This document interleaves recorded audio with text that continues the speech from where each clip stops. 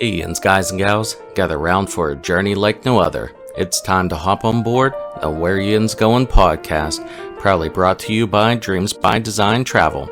From the rivers that meet at the point to form downtown Pittsburgh to the furthest corners of the globe, that'll be your compass, your confidant, your companion in that as we explore the wonders of travel. Kick back, relax on your couch, and let the wanderlust wash over you as we discover new horizons and reminisce about old favorites. With Dreams by Design Travel by our side, the sky's the limit. Join Matt on the Where Yinz Goin podcast because when it comes to travel, the journey's just getting started. And now, without further ado, let's give a shout for your guide through the highways and byways of travel, the man with a map, the voice of the Steel City, Matt Trader. How you doing? Welcome to the Where Yinz Goin podcast, brought to you by Dreams by Design Travel. I'm Matt, I'm your host.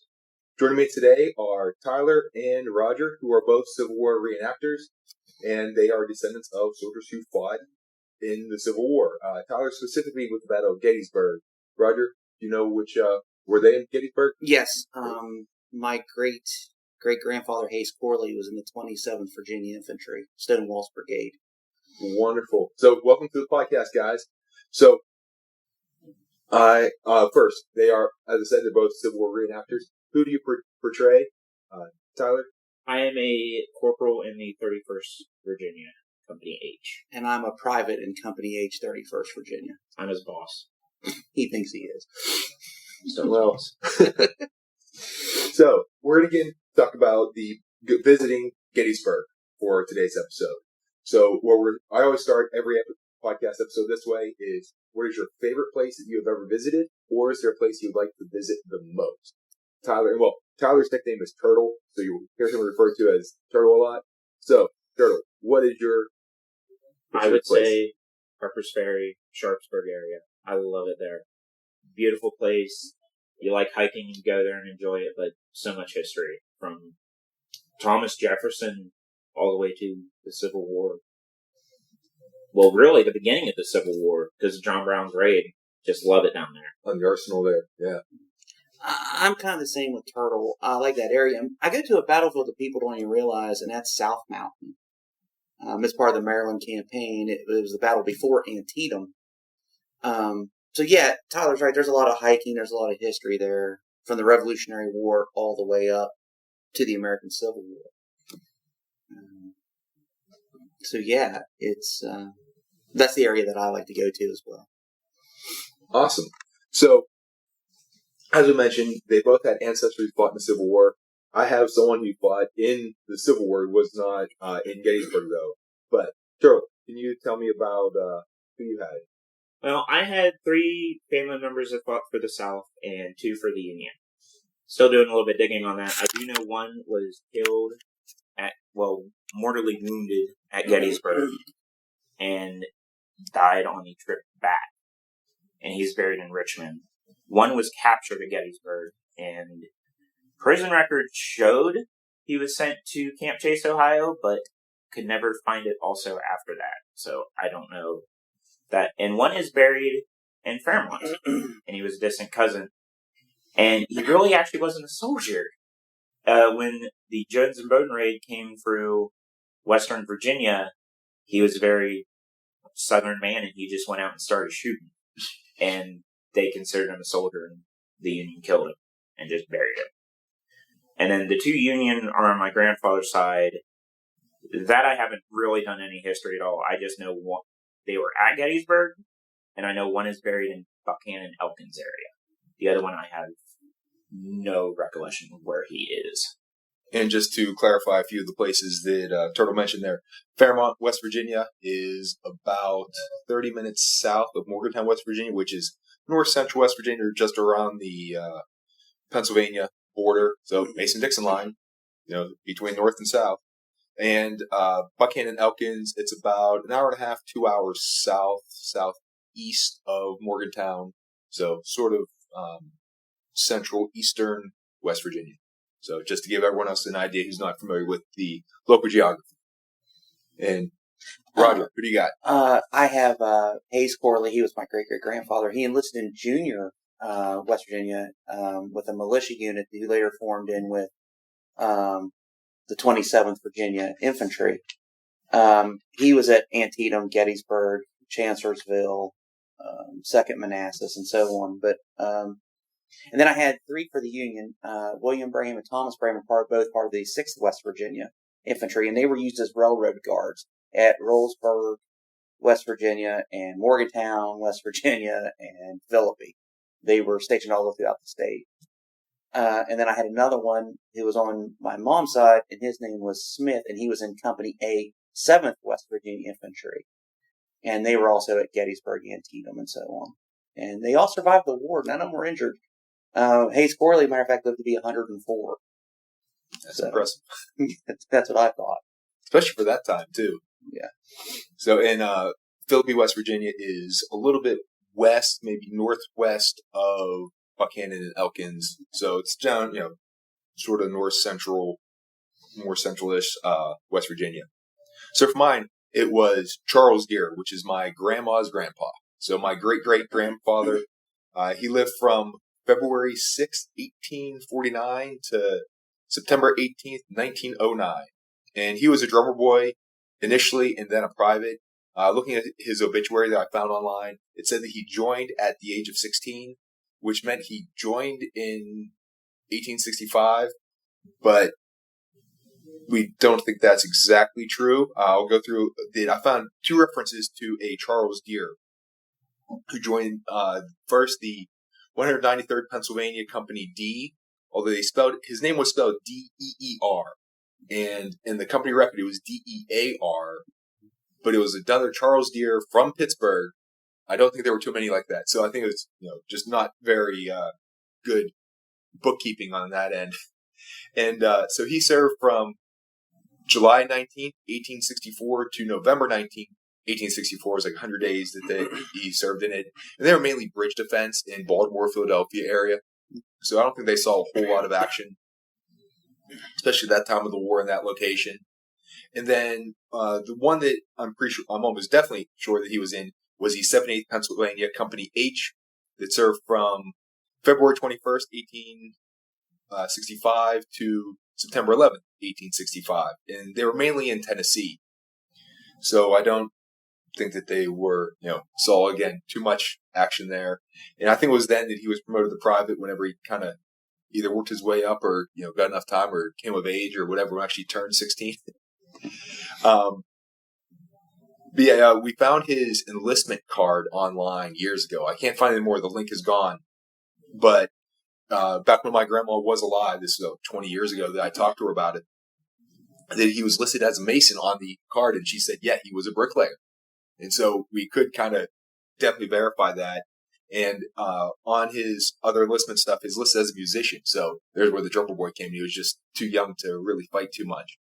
So, but I know that personally, for my love of the Civil War, it mainly started in high school. That my chemistry teacher was a Civil War reenactor. And whenever we studied Gettysburg in our history class, he came in and taught the lesson and went in through, going from what a brigade is, easy for me to say, right? A regiment, division, going through all that and some of the tactics. And we watched part of the movie Gettysburg, and he pointed out all the inaccuracies in it. A lot of people do. Yeah. A lot of people do. No, You either quote the movie and then you point out, that's not right, that's not right, that's not right. And then you quote it. Then you quote it. Yeah, then you quote it. One. It's kind of like Glory. Yeah. Glory's the same. We'll mention that in a little bit coming up. That what you're saying, Gettysburg wasn't 100% accurate. I mean, it's in the movie. It's got to be true, right? Yeah, Hollywood really embellished it. Yeah. So, no, but so Gettysburg, and then the book it was based on, The Killer Angels, by a guy named Michael. Do you know how to pronounce his last name? Shara. It's Shara. Okay, yeah. It's Shaara. I was never sure if it was Shara or Shara. Okay, Shara. Good. Now I know that. It's a historical fiction, which it tells the story of Gettysburg and gives the main facts that are historically accurate. some of the little details that were fudged, mainly just conversations. We have no idea what people said to each other, but based on letters and whatever else and what happened in the battles, we can get an idea. While it's not a full definitive history of what happened at Gettysburg, and we'll get to another couple stories too, it is really good for giving you an idea of what happened in the battle, the general ideas of it, and some of the Southern perspective, which we're going to get into a whole lot later on. Well, of course, we all know that the Civil War was fought purely over slavery, which makes everyone in the Confederacy bad, right, guys? Okay, no, that's completely not true. Incorrect. We're going to talk a lot about that later. But the cast of Gettysburg, getting back to that, Martin Sheen was Robert E. Lee, Tom Berenger was Longstreet, Stephen Lang was Pickett, Jeff Daniels was Joshua Chamberlain, Sam Elliott was Buford in the Union, C. Thomas Howe, who was Elliott in E.T., he's Thomas Chamberlain, who's Joshua Chamberlain's brother. Kevin Conway was Buster Kilrain, who's kind of he's like sort of a narrator, the working through the story. That he's kind of explaining things. He's this grizzled veteran who's talking to Joshua Chamberlain, who's kind of a new-ish guy in new CO of the regiment. Yeah, it's getting from the enlisted man's point of view. Yeah, and so he's there. Not a real person, just made up character, but he adds commentary to what's happening and, like I said, the perspective. Also, Ted Turner and Ken Burns play roles in that. Mm-hmm. If you want to get a perspective of what happened before Gettysburg, Gods and Generals by Michael O'Shea's son, Jeff. Yeah. They also made that into a movie. Robert Duvall is Lee. Stephen Lang, rather than playing Pickett this time, he plays Stonewall Jackson. Beautiful Stonewall Jackson. Yeah. He does a fabulous job, absolutely. He's pretty good as Pickett as well. Yeah. So, he played both of them very historically correct. The casting on that is great. And then Jeff Daniels, C. Thomas Howe, Kevin Conway, Ted Turner, they're all in the movie too. Ted Turner, he sort of has a bit part, but the other guys have their same roles. Jeff Scher wrote a whole lot of other books, too, that are in the same style of historical fiction. So, Gods and Generals goes through the first half of the Civil War. The Killer Angels is just about Gettysburg. And then The Last Full Measure is about the rest of the Civil War, which I would love to see that made into a movie as well. We were talking about that one day around the campfire. Yeah, why haven't they made it yet? And I think it's because it's hard to get some of these actors to come back because of their schedules, financing. It could be a lot of reasons. And especially since the original Gettysburg was made. That was, 1993? Yeah. So it just hit 20th anniversary last year. 30th. Just over 30 now. Yeah. So I don't know math. Yeah. You've proved not as strong. Yeah. It's fine. He's military leadership. Doesn't have to know anything, right? Yeah. He just goes where he's told. So yeah, that would be an issue, but I'd love to see that made into a movie, especially because it tells a whole lot more about Chamberlain. He was a very interesting guy. Yeah. He was a college teacher taught at Bowdoin College in Maine. Yeah. And so he was what was the 20th Maine Regiment? They were a regiment. They were part of the 5th Corps Army of the Potomac. So a few other books by Jeff Scher, Gone for Soldiers, which is really interesting that it talks about the Mexican-American War in the 1850s, or 1840s, 1850s. Mm-hmm. And you see a lot of these characters from the Civil War when they were earlier in their military careers. And there was a lot of them that were in Mexico, such as Robert E. Lee was a staff officer under General Scott. Jackson commanded an artillery company at the Battle of Gettysburg, and General Pickett was a dragoon officer under future Confederate President Jefferson Davis. So you see Hancock was there. General Meade, all the high-ranking Union generals were Mexican War. And that's the thing; it really establishes the relationship between some of these Union and Confederate. They're mainly generals by the time the Civil War rolls around. But you see, it sets a very good background for what's happening during the Civil War in the relationships and why things happen in certain ways. But Jackson was a brilliant artilleryman. Oh, yeah. He was amazing. And Lee, wasn't he? Was he an engineer? He was an engineer, graduated second in his class at West Point. He was amazing. And it's funny because everybody mentions Lee graduated second, but no one ever remembers who graduated ahead of him. Well, George Pickett graduated last in his class. Well, like he said, all the Yankees got the smart ones. Yeah, I remember what happened to him. Yeah. A few other books that are interesting and can add some good background is 3 Months in the Southern States, April to June 1863, by Lieutenant Colonel Arthur J.L. Fremantle, who was in the British military. He was part of the Coldstream Guard, and he was sent over by Queen Victoria to what's the word I'm looking for? Observe the Confederate Army. Observe us, be like, hey, what are you guys actually fighting for? Yeah, what's going on here? And to learn our tactics. Yeah, and like, he was also studying our tactics, West Point tactics. Oh, of course. Which, come to find out, he was not the only one. Yeah, there was also a German there. Yeah, Prussian at the time. Yeah, and if you watch the movie Gettysburg or read the book gives a little more detail on them. These other characters are, they're like historical people, are introduced as observing with the Confederacy, mainly because the culture of the South more aligned with Britain and the culture at the time. I think too the southern states at that time were more military than their northern brothers. You look at most West Point officers were from the South. Most graduates from West Point in the class 1842, which was the general class, were from Virginia, Georgia, and North Carolina. So yeah, you have a lot of generals from the South who are militia officers, West Point officers, and they make up the bulk of the general corps.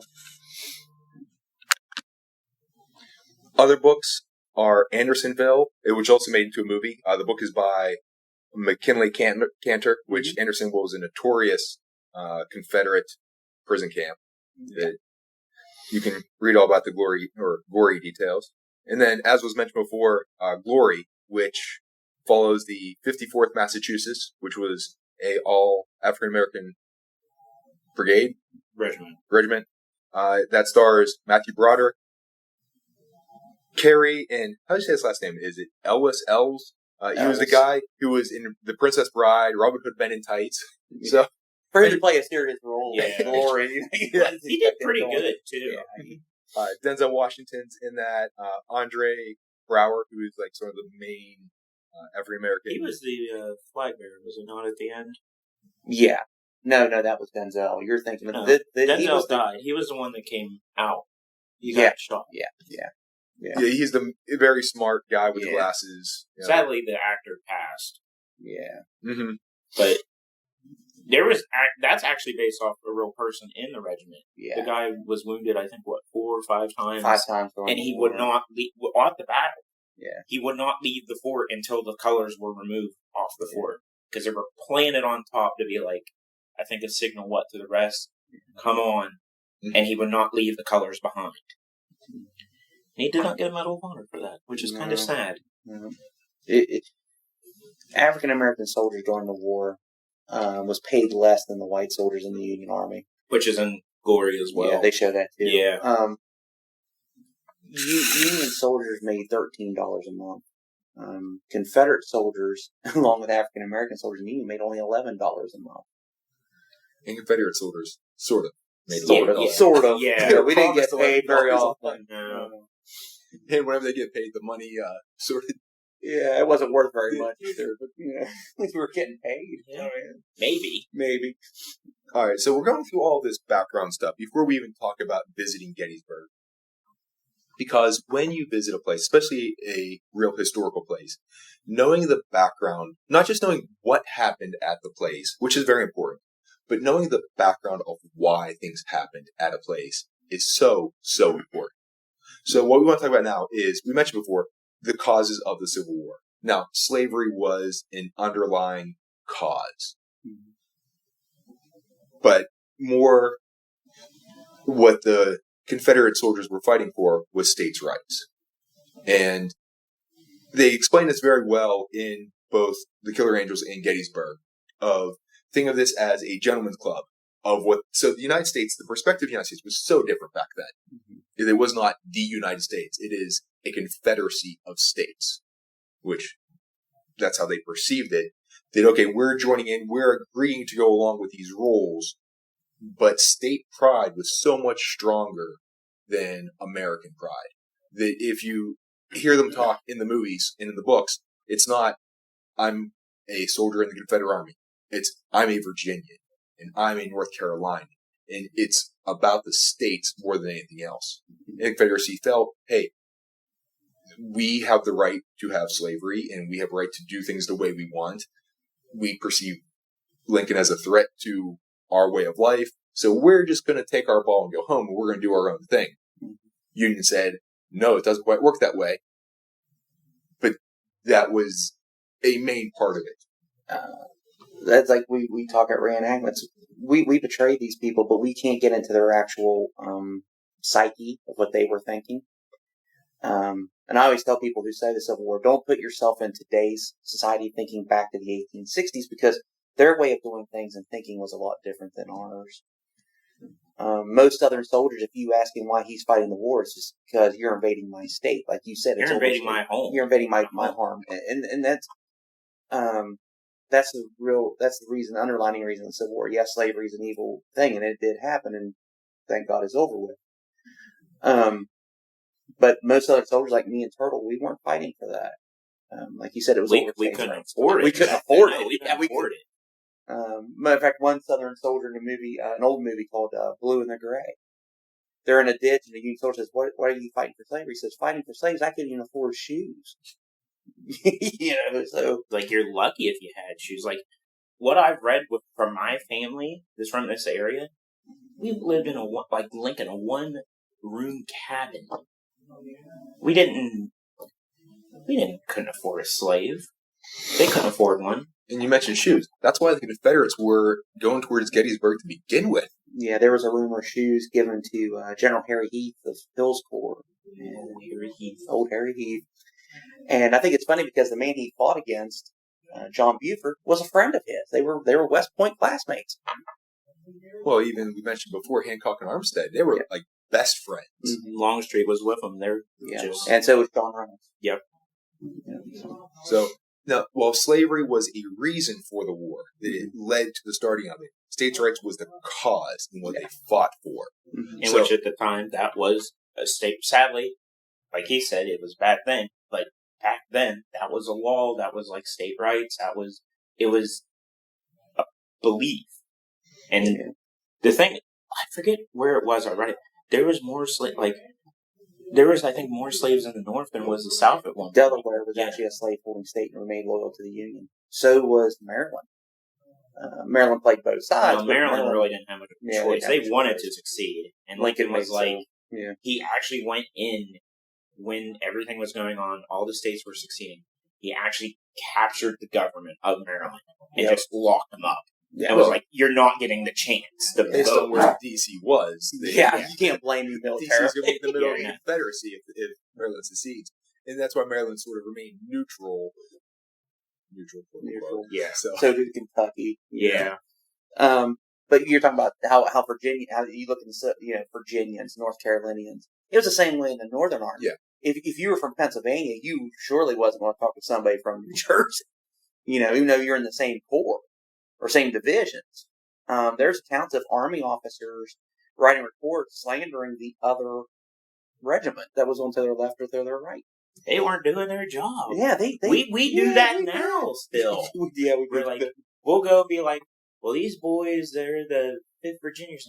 They can't hold a volley or nothing. Yeah, it's the same way now. Yeah, like, we'll make fun of them. Even they're from the same state, we'll be like, we make them look bad. Yeah, we have done that. Yeah, and we do it all the time. And they might do it to us. Yeah. So it's all I know they ain't making fun of our volleys. No, we're pretty good at that. Yep. Best in the state. I hold to it. Mm-hmm. So, while slavery is mentioned in the Declaration of Secession for several states, specifically Mississippi, I know I heard that was on CBS Sunday Morning. They did a story about that earlier this summer. They talked about that, and while again, it's the underlying cause. And what Roger said to me was very, very true. You cannot take today's perspectives and apply them to that time period. That while there was slavery and like Roger said, thank God, it's bad, it's wrong, it's never justified, but that at the time, African Americans were not thought of as people; they were property. And whenever you're brought up in that perspective, it's a natural common thing. And so it's a different perspective. You have to understand what is happening in that time period to understand perspectives and thoughts and basis for decisions and everything else. So while they kept slaves then, it's a way of life then. It's like going back to the 50s and 60s of, everyone smokes. It's a part of the culture, so keep that in perspective. Now, along those lines, how some of the individuals chose sides to fight on. There's the stories of families split apart. One brother goes to fight for the Union, one brother fights for the Confederacy. And it was not an easy decision. And, for example, Robert E. Lee. He was offered the job of command of the Union Army. The Army of the Potomac, as Roger and Turtle would call it. His decision was a very tough decision to stay with the to go with the Confederacy, but it was actually not even a choice. Robert E. Lee had no choice but to stay with the Army of Virginia. Yeah. He's a Virginian. They're seceding. If he goes to fight and stay with the Union, if the Confederacy wins, it's a different country now. He cannot go back home. Yeah. If the Union wins, he's persona non grata. He cannot go back to Virginia ever again because he fought against them and then defeated them. Yeah.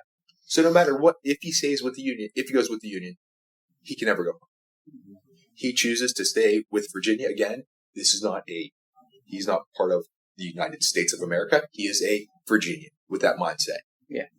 He stays with Virginia. Matter of fact, Robert E. Lee famous says in the letter, "I cannot draw my sword against Virginia." Yeah. He can't, he's going to be attacking his neighbors. And he was if you watch Arthur General, he's like, I live right across the river. My house is in Arlington. It is in Virginia. Yeah. And we've gotten to this discussion too. How would Robert E. Lee feel that his home is now where so many American soldiers are laid to rest now at Arlington National Cemetery was Lee's home. And someone asked me at a reenactment how I would if I was Lee, how I would have felt if my home was taken use for that purpose. And it was made that way because the man who made that into a national cemetery, his son was killed by Lee's army at Second Bull Run. It was made to disgrace. It's made disgracefully. Well, Lee looked at it even after Warner's a letter to Lee saying, I am proud that my home bears the blood of so many Americans willing to give their lives to the flag. And Lee even said the highest duty a man can do is duty. Duty is the highest cause. You should not do more and you should not do less. So I think Lee is from the side of granted, yeah, he was fighting for the southern side, but he is I think he's embodied by the American spirit. Even though he fought against the flag, he still had that patriotic feel about him. And he never called the Union Army the enemy. They were always those people or the Federal Army. He never referred to them as the enemy, even during the Yankees, war. Nothing. He was always the Federal Army and that. Because once again, he knew people on the other side. He respected them. He knew what they could do, and they weren't the enemy. Yeah. But he knew he could beat them too. Yeah, he knew he could that. Yeah, he knew he could beat them. He kind of showed it. And the reverence and respect for Lee, they're in both book The Killer Angels and in the movie Gettysburg. They have this discussion around the campfire with the Confederate officers that they talk about. This is a time when Charles Darwin is coming out with his theory of evolution, and they're discussing it, and they're saying, "What do you think about this evolution? Did we, come from apes?" And the one guy says, "My ancestors might have been apes, and your ancestors might have been apes, but Robert E. Lee, his ancestors definitely weren't apes." And back then, even in New Gettysburg, they all made fun of him at the beginning of the war. They called him Granny Lee. They called him Spade Lee because he had always wanted to entrench his army. Which says another thing of his forethought and, a man ahead of his time of trench warfare that's going to happen 50 years later in World War I, whenever they have better tactics and better machinery. That it's, the whole, they're fighting with tactics. And it goes back to what you said earlier. Lee is an engineer. He knows topography. He knows terrain. Matter of fact, he knows trenches beats he knows- cavalry. Yeah, he knows trenches will definitely beat cavalry. And you got to remember who he studied at West Point. He studied Napoleon and the Duke of Wellington. So he knew how to place an army, how to use it. And most army officers are like that during the war. Yeah, and this is the whole time of the Charge of the Light Brigade from the Crimean War of cannon to the left, cannon to the right, and they going gloriously into their death. It's there's the chivalry, and they're still using tactics that were around in like the Revolutionary War, and let's march shoulder to shoulder and shoot. And now that they're having better rifles and better cannon and everything, it's not always leads to a lot of casualties. So saying we probably we weren't going to win Pickett's charge. We weren't going to win that day. But I guarantee Lee was proud of the man that went across that field. Oh, yeah. Matter of fact, Lee, after Pickett's charge, and he's seen on the battlefield by troops, and it's actually written down, that he had his head down, and he kept saying, "It's my fault. It's all my fault." Because he believed that the Army of Northern Virginia was invincible. Because we had beaten every Union army that was put in front of us. The Army of Northern Virginia, at its time, was at its peak. Matter of fact, people say the flower of Lee's army was at Gettysburg. To be honest, we had the odds stacked. Yeah, I mean, we only had 17,000 men; they had 90. Oh, that's never stopped us. Yeah, that's true. Stopped them, and we'll refer to us all the time because we can we do Confederate reenacting, but we've had our ancestors fight for them, and it's still like the thing. You feel a bond. Yeah. You feel a bond with them, and you go to Gettysburg and you wear your uniform. You feel like they're watching you. It's like I've went to Pickett's charge. I have my family's glasses with me from the family member that died there. It hits you. It's to be 100%. If today I was there at that time period, I would take the charge, no matter what. I know the outcome of it. I would do it because. To me, it's an honorable thing. Well, too. The thing is, too, we're enlisted men, so our officers, we had a lot of faith in our officers, and it was at a time when the officers led from the front. So if you were a good officer and you led from the front, your chance of promotion was better, or we'd get you killed. I mean, yeah. But we normally get you killed because we'll just be like, go for it. You're a spud. Yeah. So you mentioned about Lee with knowing the land. That was one of the things that in the movies you'll hear him talk to his other generals of, is this good land? Or is this good position? Are we in a good spot to fight? Yeah, and he does that a lot. And I think it would help. What helped Lee too is better than the Army of the Potomac. Is Lee's Army of Virginia had great senior officers in Stonewall Jackson, James Longstreet, A.P. Hill, and Jeb Stuart. As these officers start to die. Or get that last one a wee bit down. Stewart did good though until Gettysburg. Yeah. As they start to die off, or Lee has to reorganize the army, you start seeing the army starting having communication troubles between corps commanders. And which we saw when we went to WVU, the library, seeing those papers. And so, just the background information on this is that the West Virginia University Library has some artifacts, archives. And one of it was on the 31st Virginia, which our two guests here, as we mentioned, they are reenactors for. And so we got to see actual, artifacts from that regiment. We saw the book, the ledger book. Mm-hmm. It was saying, okay, this soldier ordered, 2 pair of pants and whatever else, and this person got paid this much money on this date.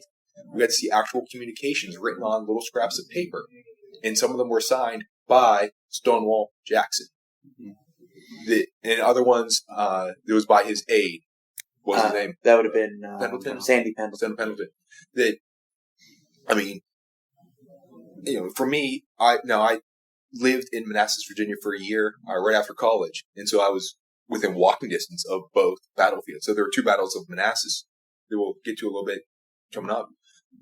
But I could walk to the battlefields, and I did on several occasions just to walk around. And I taught high school math at Stonewall Jackson High School. So, having no real connection to the Confederate Army or anything like that, being able to see and touch history, to hold a piece of paper that was passed from a very famous Confederate general to other aides and back and forth during a Civil War battle. I mean, how can you beat that? It's That's hard amazing. to beat that. Yeah, we tried not walking out with it. That's what we tried not to. They succeeded and not just tried, they did not walk out with anything. Okay, so WB is going to be calling you. So. Yeah. But that was an amazing experience. It was, because you got to feel connected with that person and what their thoughts and their dreams and their ambition was for that. Matter of fact, it was the one that Jackson wrote, and I was laughing, where it says, "Go and irritate A.P. Hill." Like, for a Jackson while. had an actual funny side during the war. You know, he wasn't he was very religious. Don't get me wrong, he was not, overly religious, but he did have a sense of humor, which showed. Yeah, matter of fact, it shows in Cosmonaires when he looks at his aides and Isaac Tremble's talking to him. He says that has to be the best dressed man in the Confederacy. You know, I mean, he had a funny side to him. I'd say second was Stewart. And actually, there's an amazing scene in Gods in General with Jackson and his cook, who's an African American slave, that it really humanizes Jackson and shows that he was not just this evil slave owner, that he actually had empathy and compassion for this African American slave. That it wasn't, I'm here to mistreat you, which I think most slave owners, well, there were a lot of them who were decent people who treated their slaves well. There are other ones who were complete jerks and, mistreated them and abused them and everything else. It's all the rich people that stayed home that didn't do that. Just because people owned slaves, they did not mistreat them, too. So, but Jackson, he was a VMI instructor who was supposedly a horrible instructor. Oh, he was terrible. They called him Tom Fool behind his back. If he missed a lesson, he would have to repeat the whole lesson word for word. He couldn't improvise. He memorized it. And he would say it, and if the students didn't get it, he would repeat verbatim the next day. Oh, you didn't understand what I said? I'll tell you again. I'll tell you again. I tell you, and it says in Gods in General, he didn't call him Tom Fool by the end of it. No. You stood and was quiet. When he marched by, the same way of leading Gettysburg, they called him Granny Lee. When he came by, they were silent in that, because they knew what that man was. Oh, yeah. And to them, that was their god, basically, because... As a matter of fact, Jackson is an interesting character throughout the war until he dies in 1963, because there's a scene in Gods General in the director's cut where they show the Battle of Antietam. And he's sitting on a box. Sitting on a box. Yeah, caisson box. And he's eating Dr. McGuire, his physician, is the chief surgeon of the Army of Northern Virginia 2nd Corps. He rides up and he hands him a peach. And Dr. McGuire says, "What are we going to have to do to stop these people?" And Jackson says, "Kill them all." And Jackson had the warrior side. There was Jackson the father, Jackson the religious man, and Jackson the warrior. And if you put them all together, it makes for one interesting man. I mean, I would not cross in battle. Oh, you mentioned his religious side. That him and his wife had a baby who then died very early, and they thought that God took the baby from them because they loved the baby too much and they did not love God enough. Yeah. I mean, he did not, whenever he sat in the chair, he sat ramrod straight and didn't slouch because he thought he would crush his insides. Yeah, there's account of Stonewall Jackson during the Battle of Winchester in 1962 that he was so exhausted that he went to a church to hear a preacher, and he fell asleep. And Sandy Pendleton was going to wake him up, and one of those days said, "No, just let the general sleep because he's exhausted." He woke up, and the preacher said, "You fell asleep," and Jackson was able to recite the entire sermon back to him. So Jackson had he had something about him that no one can really explain about him. He was just a totally different person for his time. Like spiritual. Yeah, he believed the Civil War was because of our sins. Like, he believed that the Civil War was because God had left the United States. He really thought that.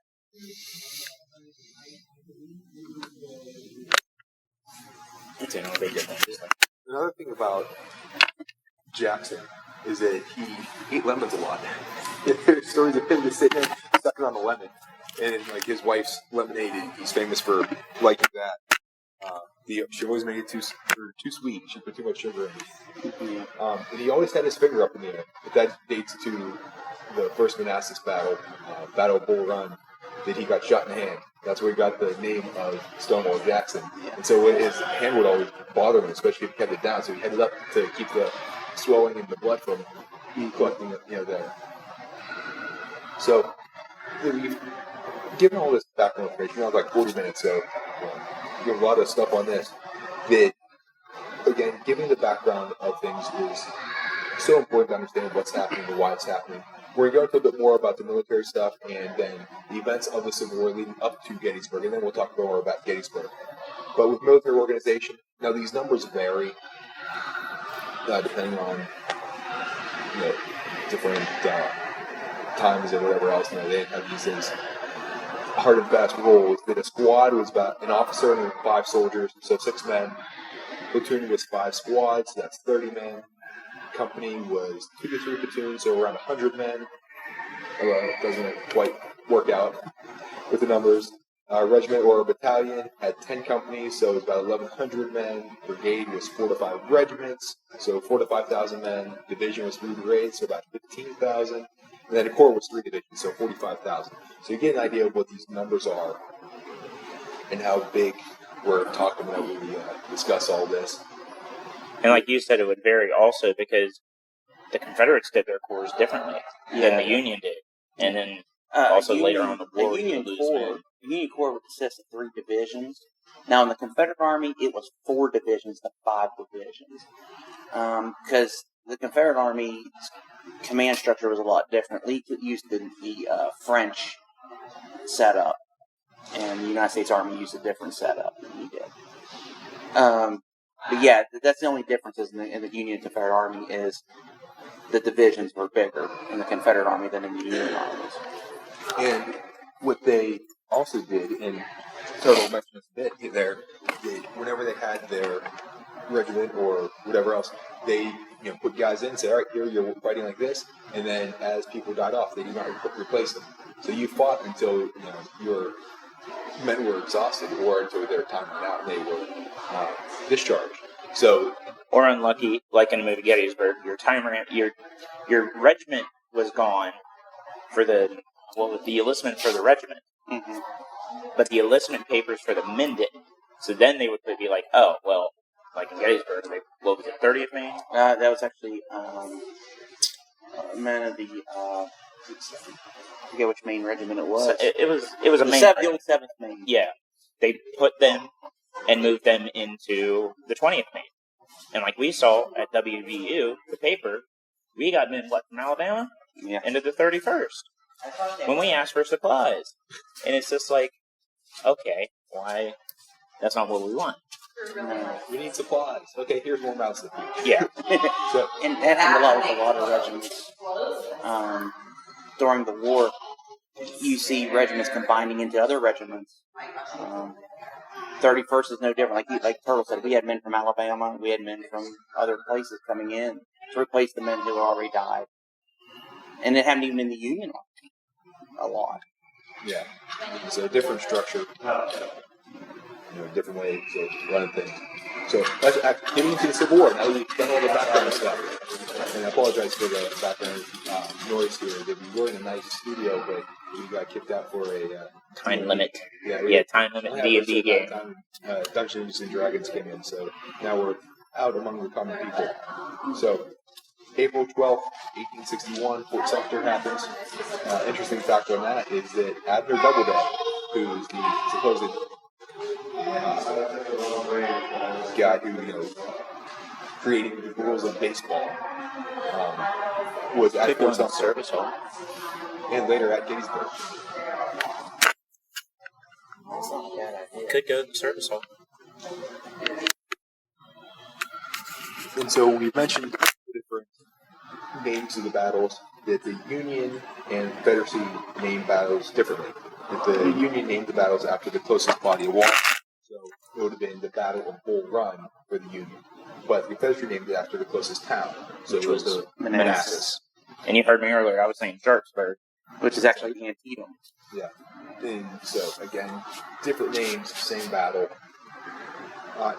So throughout the beginning part of the battle, the war, that we mentioned before that the Union has supposedly better generals and they are much more well supplied. But the Confederacy is kicking their butt, mainly because it's in the South. They know the terrain. They're defending their hometowns and everything. And again, that's a little bit more of a incentive, motivation of, it's not, okay, we're trying to preserve the Union. It's, I'm protecting my home. Yeah. And what leads up to several years later in Chancellorsville, which is April April 30th, 1863 to May 6th. With this, everyone says that Gettysburg is the turning point in the war. I think Chancellorsville really is, because of what happens with Jackson. Because with that, what happens in Jackson then leads to what happens in Gettysburg. I think it forced Lee to restructure the army, which caused issues at Gettysburg. And that caused, again, the defeat at Gettysburg, which then was the turning point in the war. So, on May 2nd, 1863, Thomas Stonewall Jackson is shot by Confederate troops. It was North Carolina, I believe. Yeah, North Carolina. Yeah, I think it was the 18th North Carolina. Yeah. And a lot of them committed suicide after they found out they did it, too. Because I think it was part of his corps. Yeah, it was part of his corps. But they just realized what they did, and they just... Yeah. So basically, a little background on that is the Confederates get around, and it's called a flanking move. So basically, they have their lines that are facing each other, and their firepower is directed in whatever direction they're facing. So if you can come in the side, you can just roll through their lines, and you have your firepower facing their side. They're not prepared, or if you're coming from behind, that's what the Confederates do. It's in what's it called, the wilderness down there. It's just a big thicket, jungle-like, just woody area that going through brush and everything else. The Confederates get around the Union. They attack from the side, complete rout. I think what helped the Confederates mostly too at Chancellorsville was General Joe Hooker's incompetence as an Army commander in the Army of the Potomac. I really don't care about General Hooker. No. He's not one of my favorite generals of the war. He's really less talked about General, because he was like... He's only famous for Antietam, and then he loses Chancellorsville. And he really didn't do much in Antietam either. No. He got, shot in the foot? Got shot in the foot and was carried off the field. Yeah, and then that whole... Because he could have won. He could have won the war. Yeah, he could have beat Lee right then and there. But he got shot in the foot, and the whole attack just stalled. But going back to Chancellorsville, what hurt him was Jackson's flank march is seen 3 times as it's moving down the Orange Plank Road. And he's seen by General Sickles, the 3rd Corps. And he actually fires at him with artillery. And it does nothing. So he sends a report back to Hooker. Hooker doesn't believe it. He dismisses Sickles because Sickles is not a West Pointer. Sickles is a New York politician.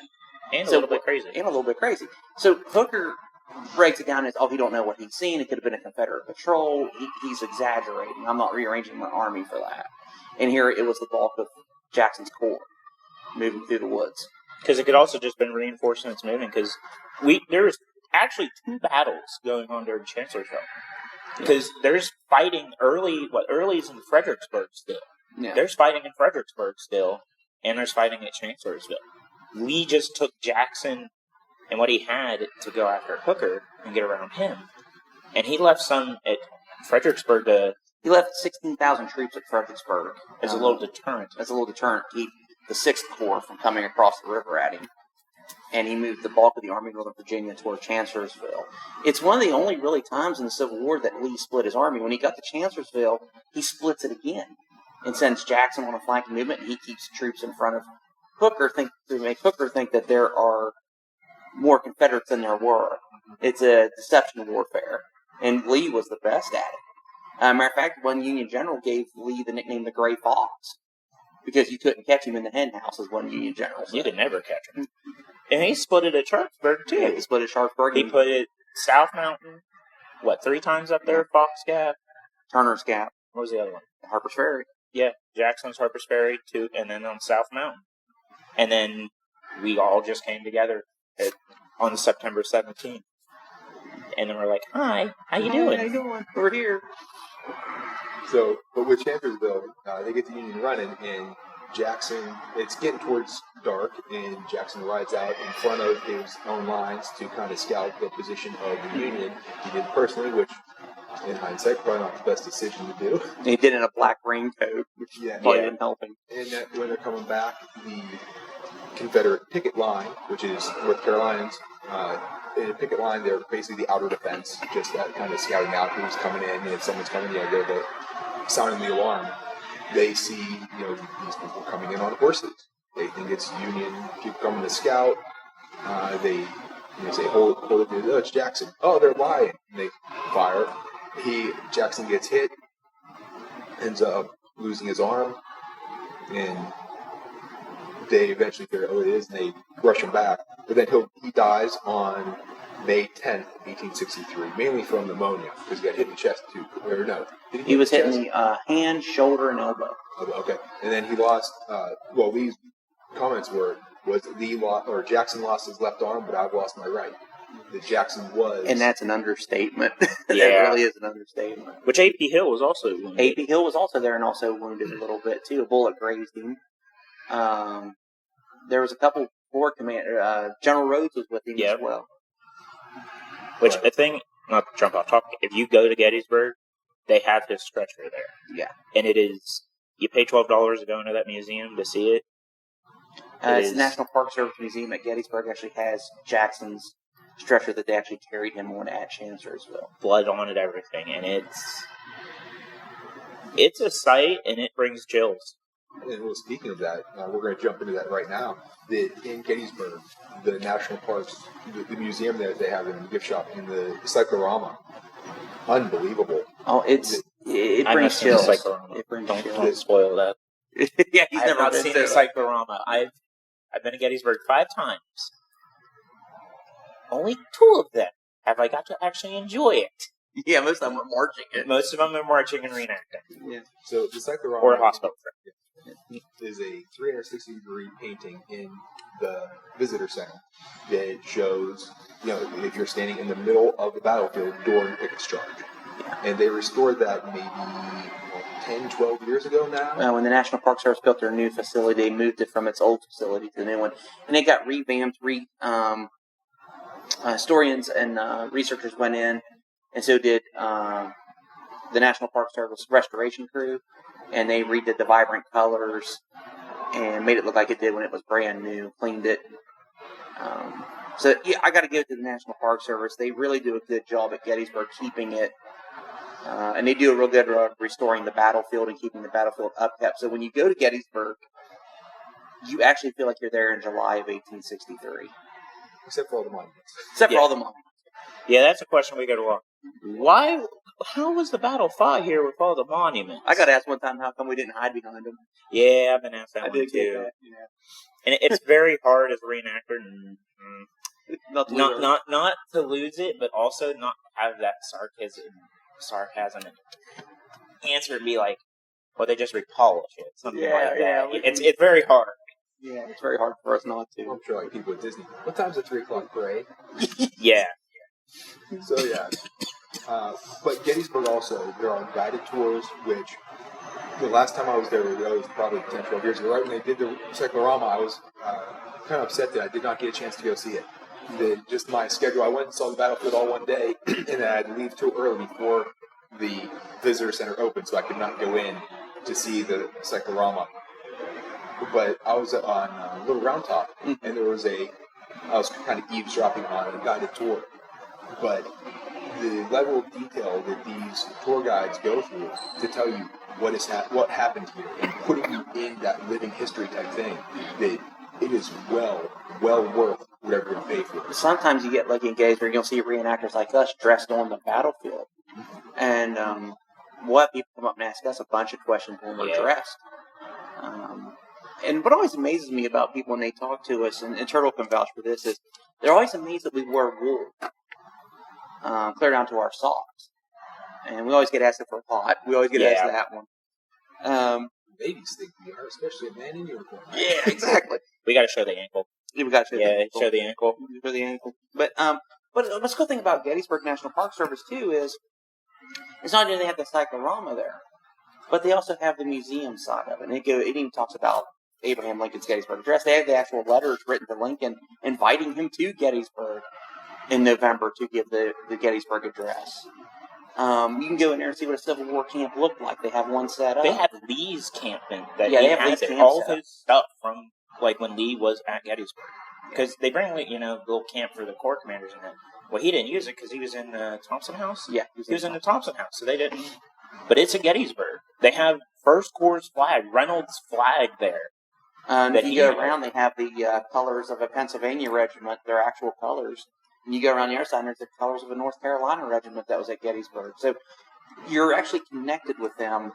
And there's a lot of interactive stuff. They got a thing there, too, where kids can do it, and you can see what you would carry as a Civil War soldier to see if you would survive. They have a machine there. It's like you can look up the regiment and where they were and all that. Yeah. It's like 12. So like when you go in the National Park building, you have the free display like you see. Yeah. It's all the guns, cannons, and $12 to go into this park. And I'm like, and what's cool about the National Park Service, they don't keep the money. The money that they collect goes right back to the battlefield, and that's why it's worth it. Now, there's just not the National Park Service, and I may jump ahead. I'm sorry, but some people are into what the civilians were doing in Gettysburg at the time of the battle, and we are too. Even as reenactors, we're curious. What were the people thinking? What building is it? I think it's right below on the Emmonsburg Road by the McDonald's. It's a museum.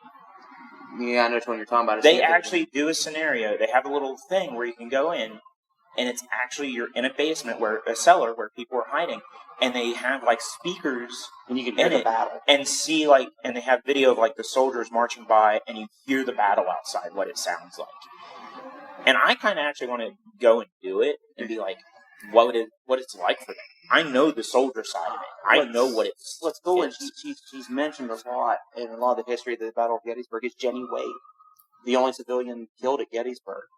You can actually go to her sister's house and go to the actual room where Jenny was killed. Can't go to her actual house. You can't go to her actual house. It's on Baltimore Street. Somebody lives there. They get mad when you knock on the door. Yeah. But you can go and see her final moments, and they'll take you through the house. And they'll take you where Jenny Wade was buried. Now she's buried at the Evergreen Cemetery. And the Evergreen Cemetery recently just opened their gates, and you can actually go into the Evergreen Cemetery and visit Jenny Wade. No, the actual cemetery. Remember, it used to be gated. They were you can actually drive into it. Yeah, you can actually go into the Evergreen Cemetery, and you see families like the Culp family. Burns. The Burns family. John Burns, who was the civilian who fought in the Battle of Gettysburg. And then you can go and see Jenny Wade. You find Wesley Culp, who was killed at Culp's Hill. He was a Confederate soldier who fought on his family farm and died there. And there's actually 3 Confederate soldiers buried in the Evergreen Cemetery. They were buried there after the battle, and you can go visit their gravesites. I went to 155th. I went to Jenny Wade's house, and this was my first Gettysburg, so I'm like giddy as old as a kid, like going to Disney World amusement park. My mom had to basically like hold him back, strap me down. So I'm going to register for the battle, and I'm already dressed up in uniform. Well, it was my bright idea to go to Jenny Wade's house in full Confederate gear. Not the brightest move. Because that place is haunted, if you believe in that stuff, let me tell you. I go in, and the person doing it is actually with the Fife Corps for the Union. And she's like, I'll see you out there.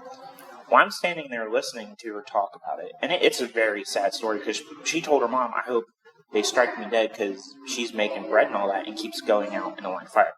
Because most of the town's not there. Where they at is literally like in between lines. They're in no man's land. Yeah, what we basically like World War I. You don't want to be in that area because the artillery can hit. The sharpshooter that got her, because he's probably aiming for a Union soldier. He was actually at the Farnsworth house. Was he? Yeah. Okay. I actually never knew where. And he was probably aiming for a Union soldier. Didn't know he killed her. And I'm standing in this spot, and the woman comes to me and is like, oh, you're standing where she died. And I'm standing here, once again, in full Confederate gear, and I look down, I'm like, just biggest step to the right. And I'm like, that is the most awkward thing. They take you to the cellar where where the Union soldiers took her body. And they actually have the original shell that hit the house. Because it was kind of like an apartment building. It was like halved. And a shell went up and hit. They used to crawl through the space. That's what the Union soldiers used to get her body out. Yeah, and they let you could crawl through it. Now it's like an actual walkway you can go through. Because probably insurance for that. Yeah. But they have the shell, they have the original board with the blood on it, and they have the clock. And what I was told, the clock stopped right when she died. Yeah.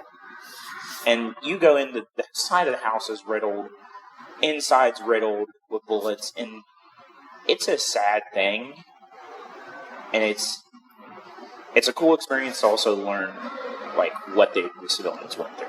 And they also have like a mannequin of like where they took her, and then the evil thoughts come up like, I really want to move the mannequin on her. I can't do it. The worker actually did the scare a kid, and I'm sitting in the back trying not to laugh. And I'm like, that's a horrible, horrible thing. I love it. But I think we look at the Battle of Gettysburg and we think the soldiers and the generals and the horror Mostly of it. the generals. Everyone thinks generals, but nobody thinks of us. Yeah. Or the civilian population you had. And even after the battle, the civilians had to come out and bury the bodies, the horses. The horses were horrible because it took more to move. Yeah, Bigler's battery especially. There was that one woman. She was 6 months pregnant. And out there burying bodies. In July. And remember, her husband was the caretaker of the Evergreen Cemetery. He went off the war. She had to take care of the cemetery. And she was out there burying bodies in July, 6 months pregnant. And then her child died at 12, I believe, Yeah. and she blamed it on that. Yeah. And they actually gave her a monument not too long ago. Yeah, she's in the Evergreen Cemetery. There's all kinds of stuff to do in Gettysburg history-wise. I mean, it's an interesting place. Well, what Tyler mentioned before was the ghost tours. That is reports that many places are haunted. And so they take you on ghost tours. You can go around and see that. Yeah, the only place the ghost tours will not take you is onto the battlefield. The you National cannot Park do Service, that no more at night. You used to be able to. Yeah, you can't go on night. But the National Park Service is always worried about people disturbing the battlefield or digging up the battlefield or because there is still stuff on the battlefield. Because when they were redoing Little Round Top, they found, what was it, a parrot shell? They found parrot shells and 13 skeletal remains behind the 20th Maine's monument. Yeah. They found bullets all over. Like when they redid Devil's Den, they found bullets. They found skeletal remains in the railroad cut. Yeah. The railroad went in to redo the railroad and the bed of the railroad and found skeletal remains. They believe were Confederate soldiers. The last time I was at Gettysburg, there was a truck parked in the one area. I think it was right where I think this charge started from. That it was a ghost investigator, paranormal investigation. He had this on the side of his car. Yeah, they don't care if you do that through the daytime hours, but they don't want you on the battlefield at night. Yeah. A long time ago, my group, you can camp. The reenactors will get the permission. We'll do living histories for the national park. We can camp on the battlefield. You used to be able to walk around the battlefield at night. Can't do it anymore. Mm-hmm. But some of our guys would actually go to Devil's Den or stuff like that and mess with the people driving through. Yeah, Wade used to do that all the time. Yeah, it was funny. There's actually a video of someone driving through. I don't know where. I think it's up by the PA monument. There's a video, and it shows just a ghost, supposed to be a spirit, and it just, for a second, goes right through a cannon. And it's like, okay. And you'll hear trumpets on the battlefield, drums.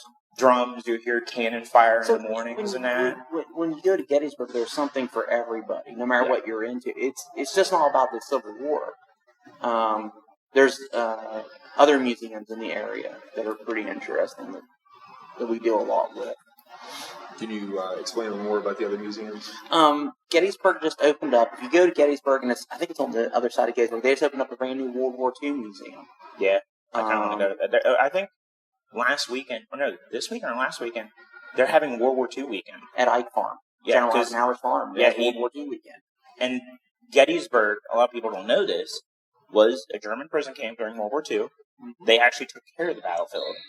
Before World War I or during World War I, it was a tank school. Where Pickett's Charge Field is, they drove the Stuarts and trained them on it. One of the most famous World War II generals was stationed at Gettysburg, and that was George S. Patton. Who was stationed at Gettysburg. Whose family was in the 2nd Virginia and died at 3rd Winchester or 2nd? 3rd Winchester. Other tours, there's audio tours. Mm-hmm. So if you don't want the guided tour, you can, I guess they do MP3 or... Yeah, they do. They do. App probably now. You can buy it. Yeah, I think it's an app now. But you used to go buy it to the DVD or the CD. I have like the book for the DVD for sure. It was 1992, I believe. We took a family trip across, road trip from Pittsburgh. Yeah. We stopped at Gettysburg, went to Hershey, eventually went to the beach in New Jersey. But I remember getting one of those cassette tapes. I don't know if we had CDs then. Driving around the battlefield, listening to the tape. Showing his age over there. And then, now they have Stephen Lang, who played Pickett at Gettysburg and Stonewall and Gods and Generals, he's, loves the Civil War. He does audio tape. He comes up Gettysburg once in a while and does autograph signings and that. He'll probably be there Remembrance Day. He does the speech. He'll do a speech and all that. And he puts funds into the park. Well, it's kind of like with Tom Hanks whenever he did Saving Private Ryan. Oh, he's a big He sunk a bunch of money into D-Day. Yeah. That, and he did the whole From the Earth to the Moon and with Apollo 13. I mean, he's done some amazing stuff, too. I love that people are getting involved with it now more than it used to be. I think we're starting to, as Americans, to realize reaching back to our past and realizing what we did to each other. And not destroying it. Yeah. Because, this not to cut it off or retract or anything, destroying the monuments doesn't get anything. Those monuments that were put there are for the soldiers that fought from that county. Like, we have one, it's over in above hotel, what's those 2 hotels called by the river? Where at? They're in Morgantown. Those 2 big hotels. Hotel Morgan and all that? Hey, Hotel Morgan. Oh, it's by the river down there. Yeah. It's where Milan Puskar's buried. Oh, Evergreen. Yeah, the waterfront. There's a monument for the soldiers that fought for Monongalia County. There's a monument in Greene County for the soldiers that fought for the Union for Greene County. And these monuments are built there and mostly in the South, it's from the women, husbands, sons that didn't come back. It's not, and we're destroying that part, which kind of is sad nowadays. It's for the men that didn't come back. It's not to promote what they were fighting for. The hate and racism like that. And again, we established they were fighting to protect my home. Yeah. While Tyler mentioned this before when we were talking another time, it might have been some of the politicians and the rich people who were fighting to preserve slavery. But they weren't the ones fighting. I think for us, for being enlisted men, I think what would attract us to join was a lot of us were farm kids. We've never been off the farm. We've never been out of our area. It was an adventure. And then we realized what a nightmare it was. Yeah.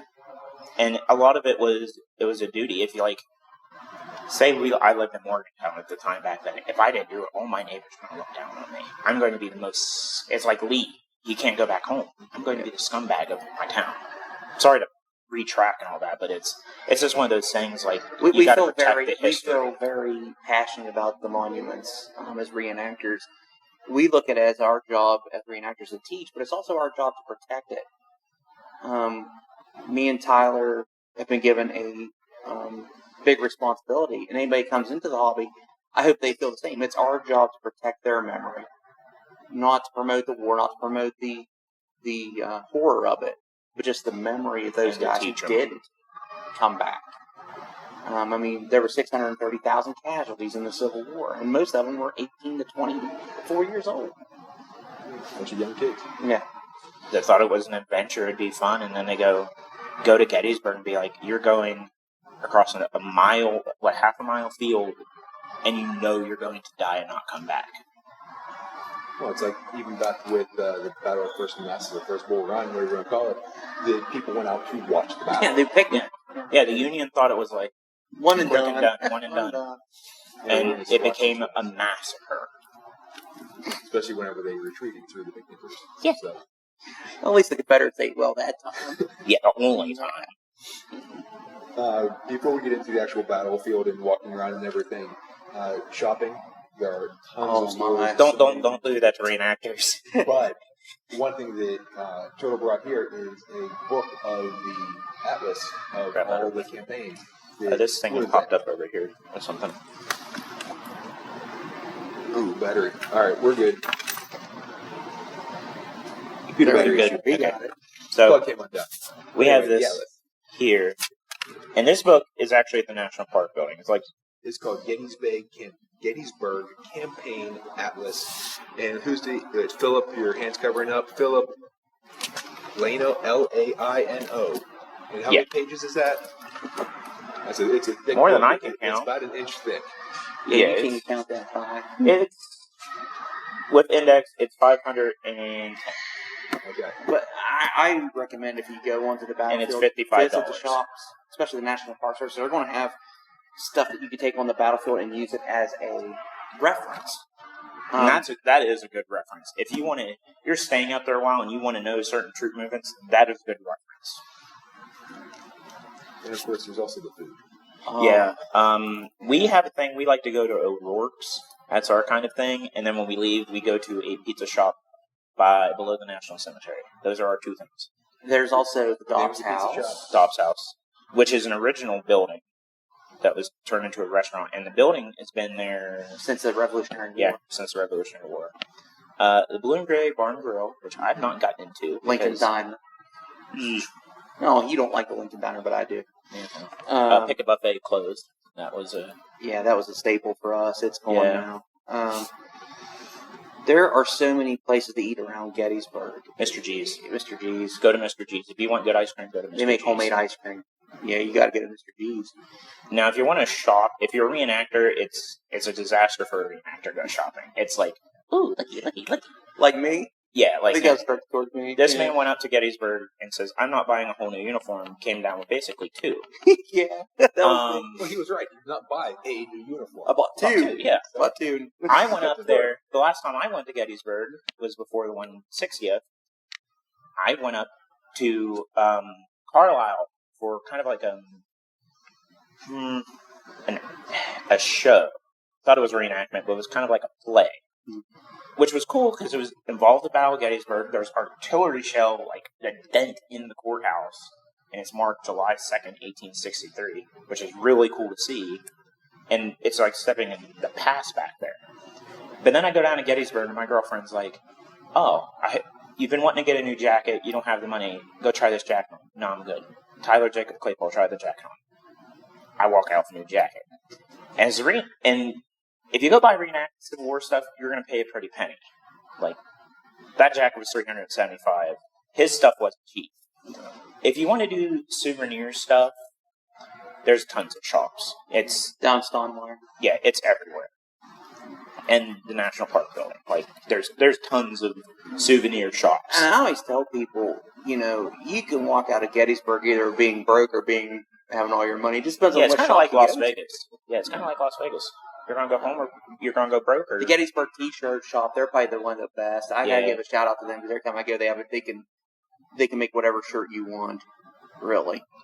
One thing you don't do is go take rocks from Devil's Den. Don't take anything from the battlefield you want to souvenir. Yeah, don't do that. They do sell souvenirs. National Park. National Park. Well, the National Park actually put a sign up now at Devil's Den when they redid it. Do not take the rocks. Over the years, people take the rocks from Devil's Den, and I guess bad stuff happened at their house. They will mail the rocks back to the National Park building and be like, "Yeah, they don't like keep that. it." Yeah, because just all the bad stuff that's happened in that area. Yeah, there's so much to do in Gettysburg that you have to spend about 3 or 4 days there. Yeah, you probably need a week just to see the battlefield. If you want an index thing of just learning every troop thing, you can do all the major sites in a day. You're rushing, but you can do it. Like, okay, I want to see the first day Peace Light Memorial. I want to see first day fighting. Okay, now I want to go see second day. Let's go see a little round top Devil's Den. Most people forget Culp's Hill and Cemetery's Hill in the back. Let's go see Pickett's Charge now. We're going to do Confederate Avenue on the Confederate side and do the Union side. And then go eat. That's probably a day. You can do it in the day. You can do the major things. But if you want to see every monument that you need a week. The good thing is about the National Park Service, they don't close the battlefield until dusk. Yeah. And they open it right at daylight. So during the summer hours, you get more time in the summer than you do in the winter. And I always tell people go in the summer. But make sure you have water and good pairs of shoes now. Which now they have made a new rule up there, which do watch if the grass is not cut in the area, do not walk. You can be fined and kicked off the battlefield. So if there's a monument on the other side of cut grass, don't go on not cut grass, and it's just non-cut grass around it, you cannot go to it. Yeah, they cut past in Pickett's Charge, so you can actually walk Pickett's Charge. They don't want you out in the weeds. They don't want you out in the thickets. They want you in the cut grass area. But this is like new rule. They just did this rule because they applied it to the Liberty Rifles that go up and reenactors all the time. We always go up there dressed and we'll walk. We want to walk our footsteps where our regiments go through. We can't do that now. But we understand too. They want to preserve their paths. But if the grass is not cut, don't step on it. basically. It's like joining the army. Don't touch the grass. And that's a rule they've made, which is understandable, but at the same time it kind of sucks because there's parts of the battlefield, the rocks under Culp's Hill, there's rocks over by the wheat field that actually have where the soldiers carved during when they came back for the 75th anniversary or 50th anniversary, or during the battle. Their names are carved in it. We can't get to them now, which kind of sucks, but at the same time, understand it. Yeah, it's there's a lot. If you just walk around, you'll find monuments randomly in the woods where they've been forgotten. There is a sharpshooters monument all the way behind on Confederate Avenue, like where Pickett's Charge formed up. There is a sharpshooters monument there, behind all the Confederate monuments that nobody knows about, and it's just like, what's that doing all the way over here? And then you read it, and you're like, They slipped in behind a Confederate line. It's a Union sharpshooter monument, and you're like, huh, that's all the way over here. And then you read the date, and you're thinking, oh, it's on the first or second. No, it's like the second or third, and you're like, I figured I'd be on the first. No, it's those dates. There's also the covered bridge. Sox covered bridge, which is mostly, it's not really part of the battlefield, and you can go there at nighttime if you do like goes towards night. You can go at nighttime, and there's a lot of activity. And the thing is, like I said, it doesn't have parts with the battlefield. It was more, that's where we retreated. We used it to retreat. So it has a lot of history to it. But other than that, it doesn't really have fighting with it. Yeah. Well, if you're up for a really good hike, walk, just instead of driving on the battlefield, walking. I did that the last time. I did a complete loop around. What's cool about the National Park Service? 11 miles. You can walk it and hike it, but then you can also rent bicycles now. Segways. You can also rent Segways now. I've seen rent battery cars now. now. I've seen a reenactor on a Segway before. It's pretty funny. It is a funny thing to watch. Uniform coming by. I've thought about running one. You can do horseback. I want to do horseback. And it's kind of cool that they do horseback riding on the battlefield because horses did play a big part. Oh, yeah. Like, I want to do, on my uniform, ride horseback on it. And I saw them on Confederate Avenue, and I'm like, that'd be pretty cool. Just that, it'll give me that sense of, like, would it be on horseback, seeing the lines across? I think it'd be cool. And another thing, you got to put imagination into it. You see all the monuments in there. What did it look like 161 years ago if you go? Like, all the blue, all the guns on horseback or on foot. And that's a cool perspective of just standing on either side of Pickett's Charge line. You look and be like, wow. And then just imagine what it would have looked like. That's like in the movie Gettysburg. They show, you get some perspective of, but even then, they have a fragment of the number of soldiers who were there. So. And that's just, they show just the angle. The angle, is it? Yeah. The angle. You remember, it was more there was more on the left. You had Trimble and Pettigrew, and that's closer to Lane. town. Yeah, Lane. But, they show a glimpse of Trimble, of him being wounded. But they show, it's mostly Pickett Armstead in the movie, which, to be honest, I'm a grown man, and I cry during that scene, and I will get up and do a rebel yell. When it plays that music, I'm like, go get him! Even though we know the outcome. We know the outcome, but that's that sense of pride, too. Just like, we know, but it's that honor for him. We're going to actually get into the battle now. Sorry. Yeah, sorry, we go on tangents.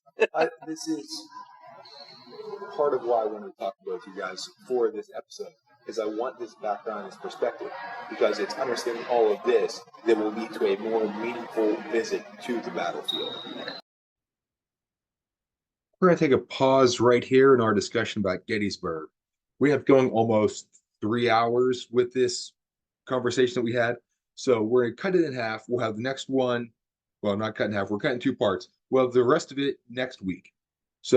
But for today, I want to leave with a travel tip, is that no matter where you travel in the United States, visit the national parks. Whether it's an actual national park, whether it's just a historical site, whatever it is, the National Park Service does a fabulous job with everything that they do, no matter which location you're going to. So when you go to these places, talk to the rangers, see the sites, learn some history, some really interesting things happen. You have at different locations. They have really great scenery at a lot of the national parks. That really amazing places to go and things to see you can do right here in the United States. Don't need a passport. Some of them, well, a lot of these you can drive to no matter where you're at. So I highly recommend visiting the national parks or the national monuments. Anything within the National Park Service is a great opportunity for an educational and memorable trip, no matter where you're going to go.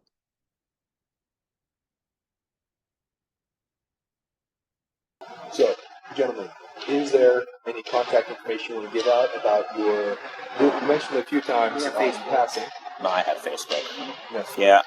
If you want to reach out to me, learn about the Civil War. Wait, you're the Liberty Rifles? Is that? No. We're the 31st. Okay. If you're interested in joining or learning to become a reenactor, you can contact me at Tyler Turtle on Facebook, and we can get you hooked up. We'll put you through the ringer a little bit on the drills and that, but we mean no harm. We don't bite. I try to control that. And if you want to get into it, then just let me know. I'll stress this about the 31st Virginia reenacting group. We're very family oriented. The wives do dress. It's not required though. It is family, yeah. We are a very family unit, so your whole family can get into the hobby. We're not just and we don't force it either. Be like, oh, your wife or child comes, they have to dress. You don't have to if you don't want to. And the best way to join us too is just find us at a reenactment. Yeah, and talk to us there. And we will throw you into it right then and there. We have done it to people in the past. We have extra uniforms all the time, extra muskets.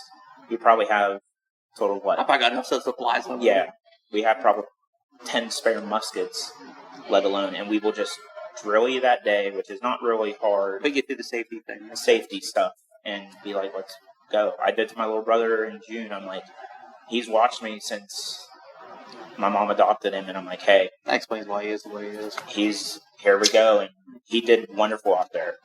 Yeah. I mean, we want to get people involved in it. That's our main goal, is so that it can be staying alive. And it's one thing to go out there to these battlefields, but to live it, it's different. It changes your mind when you go to a battlefield. When you do the stuff they would have done, to a degree. For me, my social media is at Matt with DVD on Facebook, X, and Instagram. Email is Matt, M-A-T-T, at dreamsbydesigntravel.com. Website for our company is dreamsbydesigntravel.com. Anyone who's working with a travel advisor, please keep working with them. If not, or if you have any other questions, feel free to contact me. I can get you in touch with Turtle and Roger and give you more information about how to contact them if necessary. All this information will be in the show description. So contact us if you want to book a trip or if you have any questions, whether it's going to be to Gettysburg or any of the other battlefields for the Civil War or any other national parks. We can help you with that. Please like, follow, subscribe, leave a review, tell a friend, especially if you like the journey. Pass along our information to them. Join us next time. We're heading out now. We'll see you later. Yeah.